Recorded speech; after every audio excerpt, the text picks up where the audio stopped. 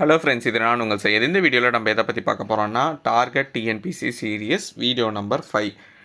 Types of economy, பொருளாதாரத்தை வகைகள், நிறத்தின் அடிப்படையில் என்னென்ன வகைகள் இருக்கணும், அதுக்கப்புறமா வேளாண் புரட்சியில் என்னென்ன புரட்சிகள் இருக்கணும், ஃபைனலாக ஆரஞ்சு எக்கானமி, ஆரஞ்சு பொருளாதாரத்தை பற்றியும் நம்ம பார்க்க போகிறோம். ஏன்னா கரண்ட் அஃபேர்ஸ் வந்து ஆரஞ்சு பொருளாதாரம் தான்.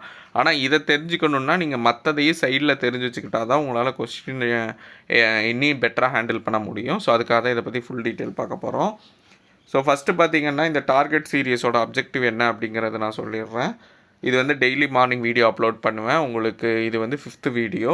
ஸோ இதுக்கு முன்னாடி ரா, ஐபி, என்ஐஏ, ஹரிஷ் ராணா வழக்கு, ரோஹித்நாதன் வழக்கு, உமாதேவி வழக்கு, அகழ்வாய் இடங்கள், சாகித்ய அகாடமி விருது, ஞானபீட விருது, இதெல்லாம் வீடியோ மேக் பண்ணியிருக்கேன். ஸோ இந்த மாதிரி டெய்லி நம்ம வீடியோஸ் வரும். ஸோ இதோட அப்ஜெக்டிவ் என்னென்னா, 2026 வரக்கூடிய குரூப் 1, குரூப் 2, குரூப் 4 எக்ஸாம் எழுதக்கூடியவங்க உங்களுக்கு ஜிஎஸில் மார்க் வந்து இன்க்ரீஸ் பண்ணணும், கரண்ட் அஃபேர்ஸ் இன்னும் கொஞ்சம் ஸ்ட்ராங் பண்ணணும் அப்படின்னா, எக்ஸாம் பாயிண்ட் ஆஃப் வியூவில் எது இம்பார்ட்டண்ட்டாக கேட்குறக்கு அதிக பாசிபிலிட்டி இருக்கோ அந்த ஏரியாவெல்லாம் நான் அனலைஸ் பண்ணி அதை வீடியோவாக மேக் பண்ணிகிட்ருக்கேன்.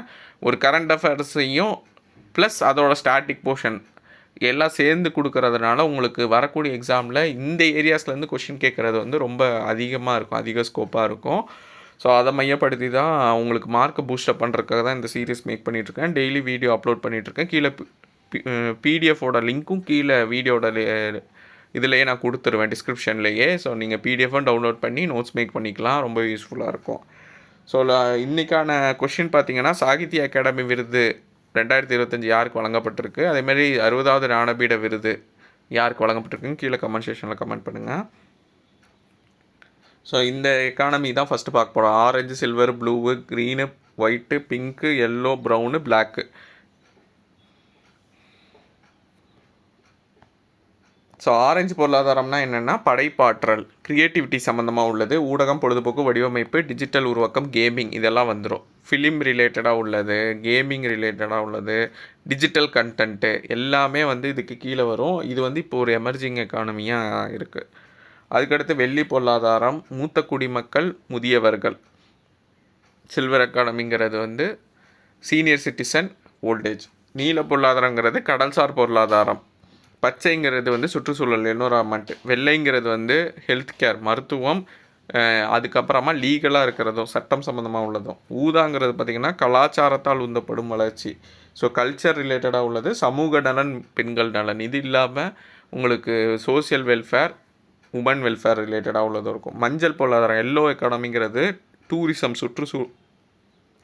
சுற்றுலா, குடும்ப நலன் மற்றும் மகிழ்ச்சி. ஃபேமிலி வெல்ஃபேர், ஹாப்பினஸ், இது ரிலேட்டடாகவும் மஞ்சள் பொருளாதாரத்தை குறிப்பிடுவாங்க. பழுப்பு பொருளாதாரங்கிறது வந்துட்டு ப்ரௌன் எக்கானமிங்கிறது அதிக மாசுபாடு ஏற்படுத்தக்கூடியது. கருப்பு பொருளாதாரங்கிறது சட்டவிரோதமான வருமானம், இல்லீகல் இன்கம், அன்அக்கவுண்டட் மணி. ஸோ இது ஆரஞ்சு பொருளாதாரம் தான் கரண்ட் அஃபேர்ஸில் ரீசெண்டாக வந்தது.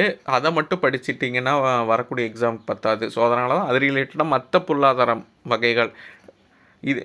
ஃபார் எக்ஸாம்பிள் பர்டிகுலராக இதெல்லாம் தெரிஞ்சு வச்சுக்கிட்டிங்கன்னா உங்களுக்கு சப்போஸ் மேட்ச் த ஃபாலோவிங் கேட்டாங்க கூட உங்களால் ஆன்சர் பண்ண முடியும். வெறும் கரண்ட் அஃபேர்ஸில் ஒரு ஆஸ்பெக்ட் வருதுன்னா அதை மட்டும் பார்க்கக்கூடாது. அதை மையப்படுத்தி அதை சுற்றி இருக்கக்கூடிய விஷயங்களும் ஸ்டாட்டிக் போர்ஷனையும் சேர்த்து படிச்சிட்டிங்கன்னா ரொம்பவே யூஸ்ஃபுல்லாக இருக்கும் உங்களுக்கு. சமச்சீர் புக்கில் 10th கொடுத்துருப்பாங்க, இந்தியாவின் முக்கிய வேளாண் புரட்சிகள் அப்படின்னு சொல்லிட்டு. இதையும் சேர்த்து படிச்சுக்கணும். மஞ்சள் புரட்சிங்கிறது எண்ணெய் வித்து, எல்லோ ரெவல்யூஷனுங்கிறது இதெல்லாம் ரெவல்யூஷன். ஸோ அது எக்கானமி, ரெண்டுக்கும் டிஃப்ரென்ஸ் இருக்குது. அது ஃபஸ்ட்டு நான் சொன்னது எக்கானமி, இப்போ நான் சொல்கிறது ரெவல்யூஷன். ஸோ இதையும் நீங்கள் கன்ஃபியூஸ் பண்ணிடக்கூடாது.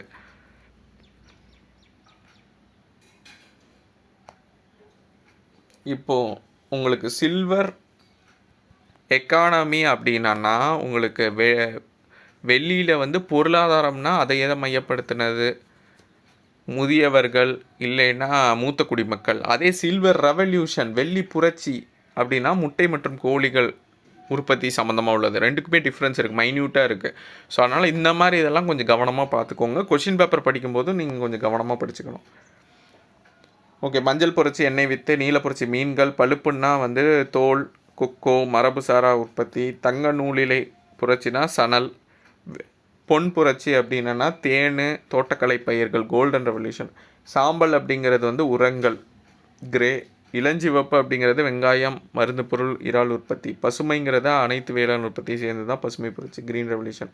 வெள்ளிங்கிறது முட்டைக்கோழி, வெள்ளி இலை புரட்சினா பருத்தி, சிவப்பு புரட்சின்னா இறைச்சி, தக்காளி, வட்ட புரட்சி அப்படின்னா உருளைக்கிழங்கு. பசுமை புரட்சியே உணவு தானியங்களும் சொல்லலாம். வெண்மை புரட்சினா பால் உற்பத்தி.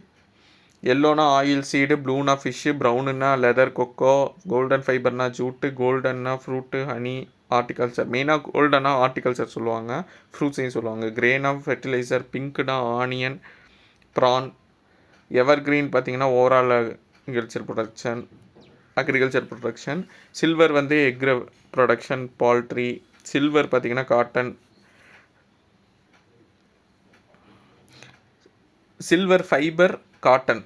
ரெட்டு வந்து மீட்டு, டொமேட்டோ. ரவுண்டுங்கிற பொட்டேட்டோ, க்ரீனுங்கிறது ஃபுட் கிரெயின், ஒயிட்டுங்கிறது மில்க் ரெவல்யூஷன்.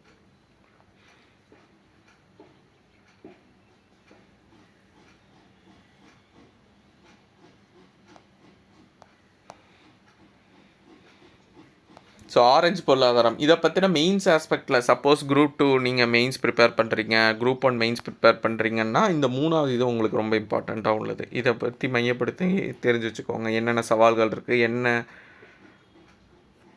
எங்கே இதை யூஸ் பண்ணாங்க. அப்படி ஆரஞ்சு பொருளாதாரம் என்பது படைப்பாட்டு பொருளாதாரத்தை குறிக்கிறது. பாரம்பரிய உற்பத்தி பயிலா யோசனை, தொழில்நுட்பம், கலாச்சாரம், அறிவுசார் சொத்துக்களால் இயக்கப்படும் துறையாக இருக்குது. மும்பையில் உள்ள ஜியோ உலக மாநாட்டு மையத்தில் இந்திய அரசால் நடத்தப்பட்ட வேவ்ஸ் 2025 அதாவது 2025 நடந்த மாநாட்டில் பிரதமர் மோடி தான் வந்து ஆரஞ்சு பொருளாதாரத்தை பற்றி பேசியிருப்பார். இது வந்து அனிமேஷன், கேமிங், திரைப்படம், இசை, வடிவமைப்பு, டிஜிட்டல் உள்ளடக்கம் போன்ற தொழில்களை உள்ளடக்கியது. வேலைவாய்ப்பு உருவாக்கம், நகர்ப்புற வளர்ச்சி, கலாச்சார மதிப்பை நோக்கமாக கொண்டது. கல்வி நிறுவனங்களில் வந்து இந்த டிஜிட்டல் உள்ளடக்கத்தை வந்து மையப்படுத்தி நிறுவனங்கள் அமைக்கிறது, இதெல்லாம் சொல்லியிருக்காங்க. 2026 பட்ஜெட்டில் என்ன குறிப்பிட்டிருக்காங்கன்னா, இது ஒரு வளர்ந்து வரும் துறை. 2030 2 மில்லியன் வல்லுநர்கள் தேவைப்படுவாங்க. ஸோ இதனால் மும்பையில் உள்ள இந்திய கிரியேட்டிவ் டெக்னாலஜி நிறுவனத்துக்கு 15,000 உயர்நிலை பள்ளிகள், 500 கல்லூரிகளோட ஆய்வகம் அமைக்கிறது. இந்திய அளவில் நிறுவனங்கள் அமைக்கிறதெல்லாம் இதோட அப்ஜெக்டிவாக இருக்குது. பட்ஜெட்டில் இதை பற்றி மென்ஷன் பண்ணியிருப்பாங்க. ஜிடிபியில் வந்து 0.5-7% வரைக்கும் பங்களிப்பு அளிக்கக்கூடும் அப்படின்னு கணிச்சிருக்காங்க. சவால்கள் பார்த்திங்கன்னா, இளம் மக்கள் தொகை, அதிகரித்து வரும் செலவழிப்பு வருமானம் காரணமாக இது விரிவடைஞ்சாலும் ஒழுங்குமுறை சிக்கல்கள் இதில் நீடிச்சிட்ருக்கு. இனி ரெகுலேஷன் பெரிய லெவலில் வரல. உள்கட்டமைப்பு, செயல்பாட்டு கட்டுப்பாடுகள் இதெல்லாம் வந்து கொஞ்சம் சவால்களாக இருக்குது. ஸோ ஆரஞ்சு எக்கானமி வேவ்ஸ் 2025 சப்மிட்டில் வந்து மென்ஷன் பண்ணியிருப்பாங்க மும்பையில் நடந்ததில். அதனால தான் இதை பற்றி பேசியிருப்பாங்க. Animation, gaming, film, music, design, digital content இதெல்லாம் இதுக்கு கீழே அடங்கும். நேஷ்னல் இன்ஸ்டியூட் ஆஃப் டிசைனை எஸ்டாப்ளிஷ் பண்ணணும்னு சொல்லியிருப்பாங்க. 2026 பட்ஜெட்டில் பார்த்திங்கன்னா 2 மில்லியன் ப்ரொஃபஷனல்ஸ் தேவைப்படுவாங்க 2030 அப்படின்னு மென்ஷன் பண்ணியிருக்காங்க.